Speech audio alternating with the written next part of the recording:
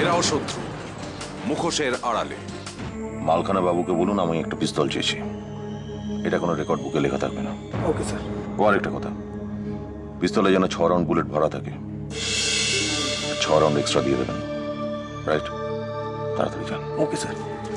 It's illegal to keep a gun without license. I can't, sir. You have to, Mr. Lee. Sir.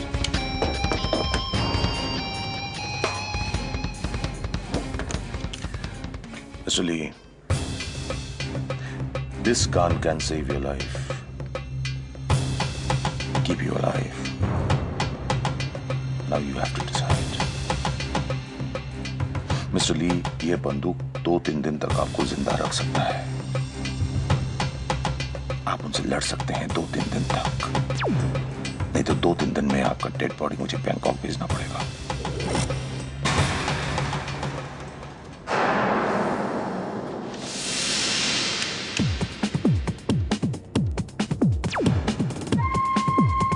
You are a good man, Amit, but you are risking your job for me. You're risking your life, Mr. Lee. You are risking your life.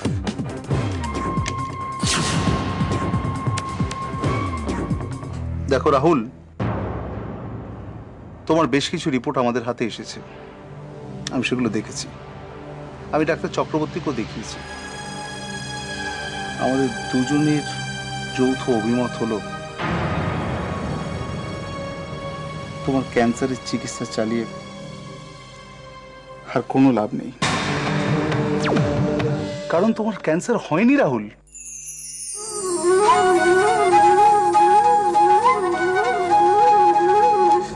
এটা তুমি কি বলছো শুভদা?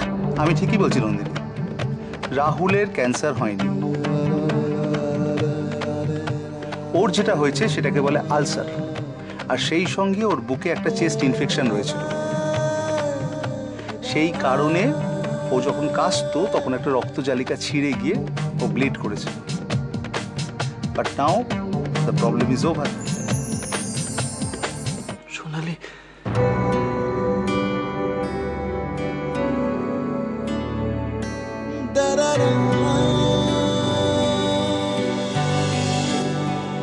যে কথাটা বলার জন্য তোর কাছে এলাম সেটা হচ্ছে যে বড়বদিকে ফোন করেছিলি, টাকা পয়সা দিল? বললাম তো তোমাদের এসবের মধ্যে আমি নেই। নেই বললে চলে নাকি? আর তুই তো হচ্ছে সেসব ঝামেলার কেন্দ্রবিন্দু। তাই একটা সামান্য ফোন করলে পর যেখানে কাজ হয়ে যায়, সত্যি সত্যি কেন বলতে কষ্ট করবি? আমি ফোন করব না। ফোন তো তোমাকে করতেই হবে মা।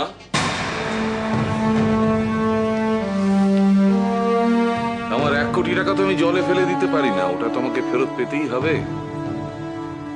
আর তোমার শ্বশুর মশাই তোমার সাহায্য চাইছেন, তুমি একটু হেল্প করবে না?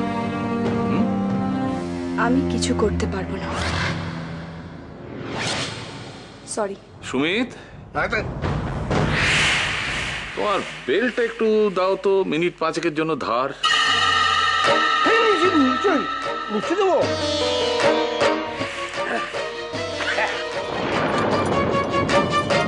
বাহ,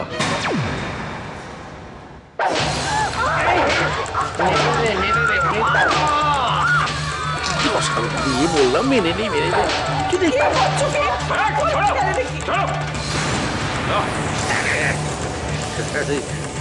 Thank you.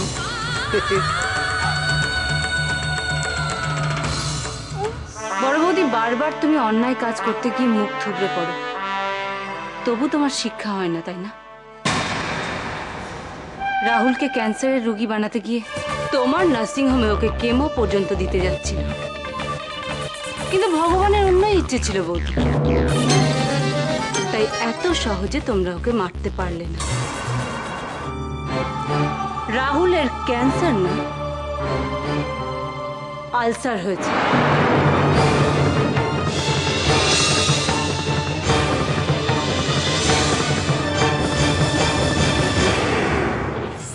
এরাও শত্রু, মুখোশের আড়ালে।